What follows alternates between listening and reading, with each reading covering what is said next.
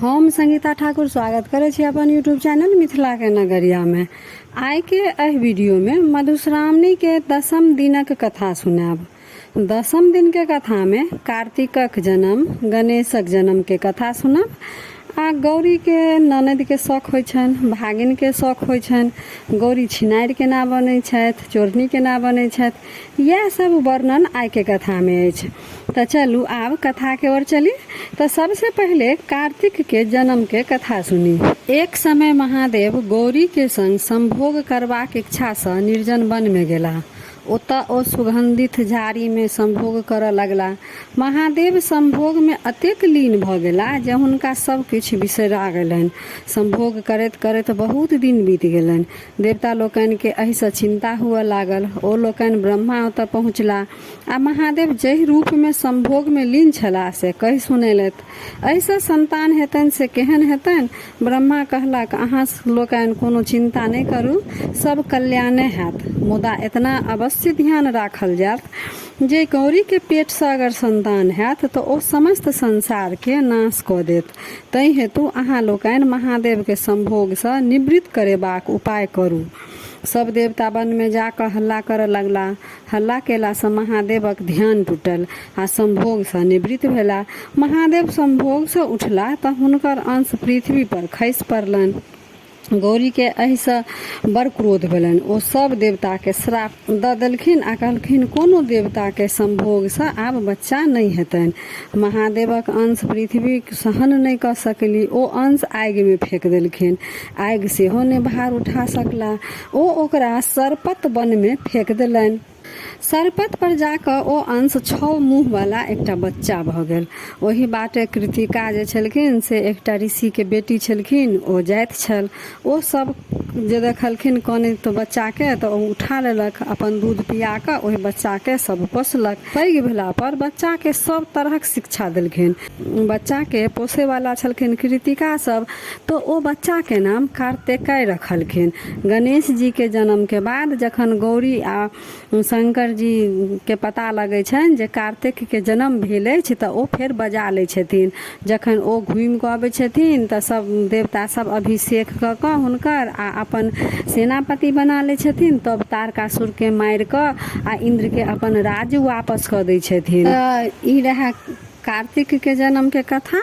आब देखियो गणेश के जन्म केना हेतनि से गणेशक कथा के जन्म सुनू। देवता लोकनि द्वारा प्रथम संभोग में बाधा होबाक कारणे गौरी चिड़चिड़ा गेली। ओ सतत रुष्ट रहऽ लगली। कार्तिकेय जन्म तापत भऽ गेल छलनि, किंतु हुनका लोकनि के एकर खबर नहि छलनि। महादेव गौरी के खुश रखबाक हेतु बहुत चेष्टा केलखिन, किंतु ओ खुश नहि रहै छली। महादेव के एकरा लेल बड़ चिंता भेलनि। ओ एक दिन गौरी से पूछलखिन जे अहाँ एना किया करै छी? अहाँ कोना प्रसन्न रहब से हमरा स्पष्ट कहू। ओ कहलनि, अहाँ अंतर्यामी छी, अहाँ सभक मनक बात बुझि जाइ छी, तखन हमर मनक बात किया नहि बुझै छी? हमरा कोना विश्वास हैत जे अहाँ नहि कोनो बात बुझै छी? मूर्ख पति के स्त्री सब बात कहै छै, किंतु हे स्वामी अहाँ तऽ अंतर्यामी छी, हम अहाँके कहब तखन अहाँ बुझबै।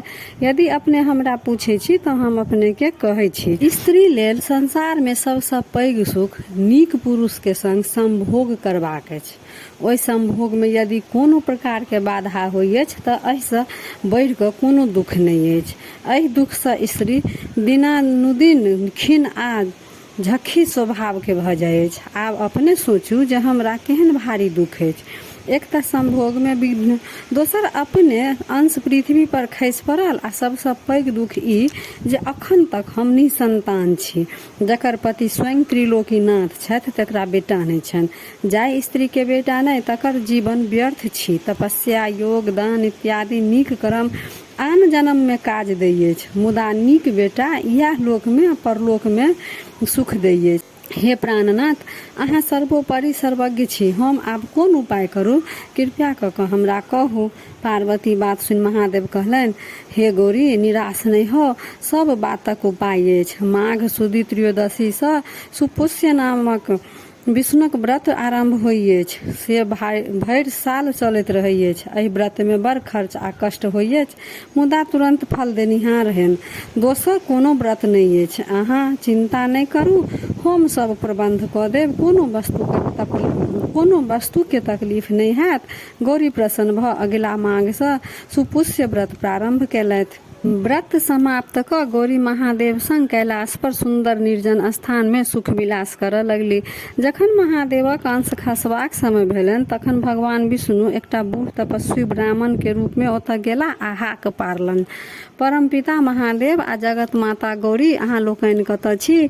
हम भूखे मरि रहल छी, किछु खुआउ आ हमर प्राणक रक्षा करू। भूखल ब्राह्मणक हाक सुनि दुनू गोटे धरफरा कऽ उठि कऽ दौड़ला।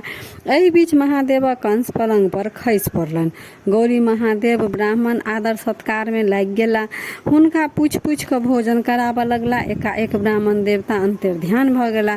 ओहि समय में आकाशवाणी भेल जे अहाँ के व्रतक फल पलंग पर खेला रहल अछि, जाउ पुत्र के देख कऽ जीवन सफल करू। आकाशवाणी सुनि कऽ गौरी दौड़ली।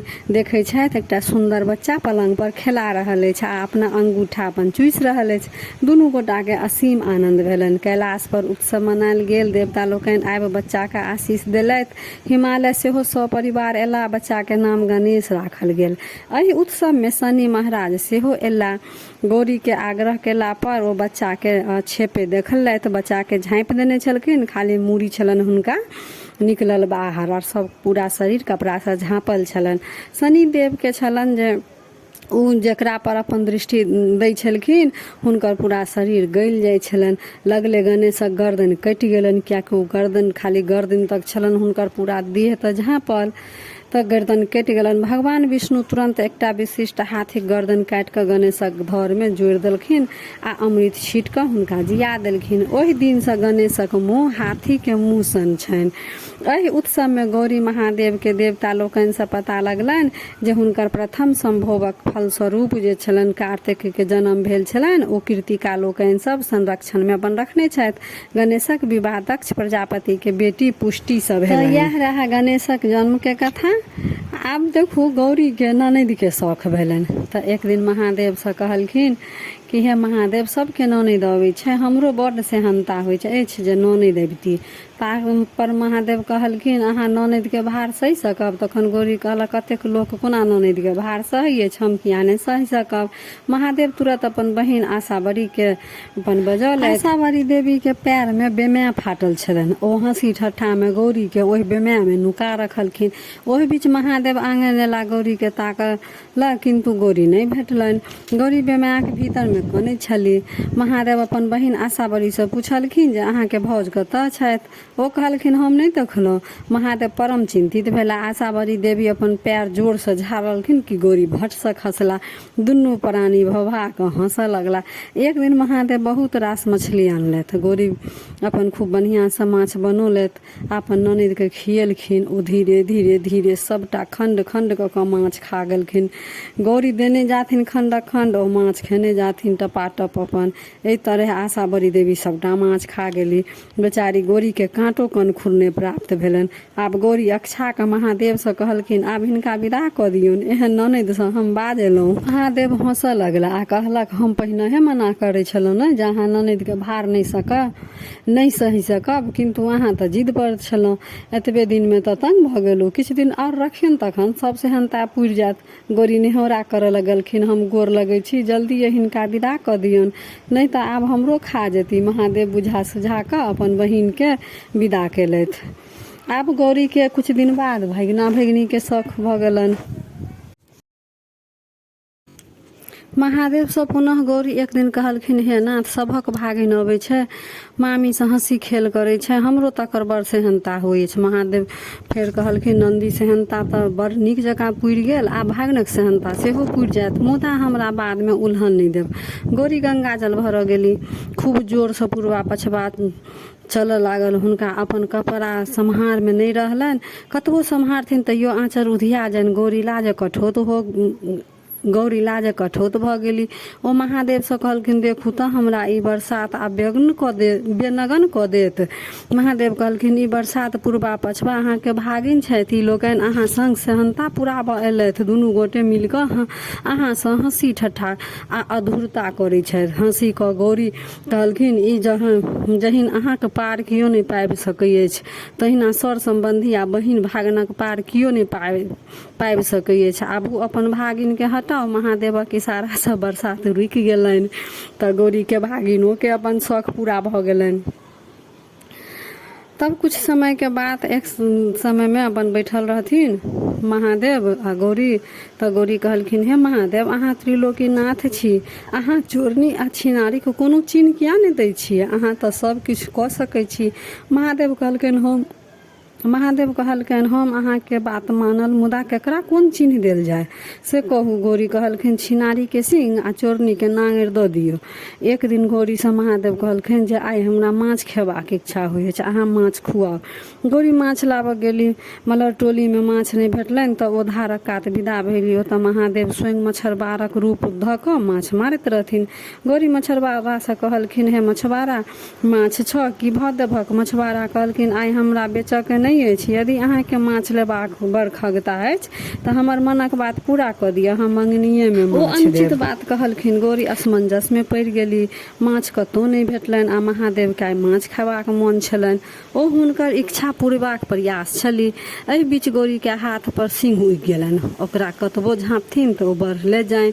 महादेव हंसैत बजला आइ तऽ अहाँ देखार भऽ गेलहुँ। गौरी लजा गौरी कहलखिन हे महादेव अहाँके पार के पाबि सकै अछि से हटा दियौ, ई हमरा नहीं नीक लगै अछि, नहीं देबै, आब ककरो नहीं देबै एहन ई सिंह। से जाय दियौ, जे छिनारि छथि से छिनारि छथि, हुनका कोनो चिन्ह नहीं देबनि। फेर एक दिन कहलखिन महादेव हड़बड़ायल एलखिन आ गौरी से कहलखिन जे हमरा जल्दिए से भोजन कराउ, बहुत आवश्यक अछि। ओहि समय में गौरी के दीर्घ शंका लागल छलनि। कतबो रोकलखिन किंतु ओ नहीं रुकलनि। ओ शीघ्र ओहि शंका से निवृत्त भऽ ढाकन से झाँपि देलखिन। महादेव झाँपल वस्तु के देख कऽ गौरी से पूछलक जे की चोरा कऽ रखने छी? गौरी लाज कठौत भऽ गेली। ओ की कहथिन किछु नहीं फुरानि। गौरी के एहि बीच बड़ पैघ नांगर लटकि गेलनि। ओ परेशान भऽ गेलखिन। अंत में महादेव के कतेक उचित विनती केलखिन हे महादेव आब अपन भावट समेटू, हम जे किछु अहाँके कहै छी हम रही पर बजारि दै छी से छोड़ू। जतेक हम कहने छली जे चोर के छिनारि के चिन्ह दियौ से छोड़ि दियौ, नहीं दियौ, नहीं तऽ जकरा दऽ देबै उ संसार में केना रहत? ककरो ने कोनो मजबूरिये बस हेतै चोरी करे के, कोनो मजबूरिये बस मन में कोनो एहन शंके चलि एतै, ककरो प्रति शंके चलि एतै, कोनो पुरुष के देख कऽ मोने हेतनि कोनो स्त्री के, तऽ ओकरा तऽ फेर भरि दुनिया दूरछी करऽ लगतै। से छोड़ि दियौ, ई नहीं दियौ, चिन्ह तिन्ह नहीं दियौ केकरो, सबके ओहिना रह दियौ एके समान। से कोनो ने कोनो बहाने हर स्त्री में कनी ने कनी ई सब बात रहिते छै। से छोड़ि दियौ, सबके ओहिना रह दियौ, ककरो नहीं कोनो चिन्ह दियौ, सबके एक समान रह दियौ। तऽ यह रहा 10म दिन का कथा के वर्णन। तऽ वीडियो केहन लागल कमेंट जरूर करब, आ नीक लागल तऽ लाइक शेयर सब्सक्राइब कऽ कऽ मैथिली भाषा के सपोर्ट जरूर करब। फेर हम उपस्थित होइ छी एकटा नया वीडियो के संग, ताबे तक जय मैथिली। फेर उपस्थित होइ छी एकटा नया वीडियो के संग, ताबे तक जय मिथिला, जय मैथिली।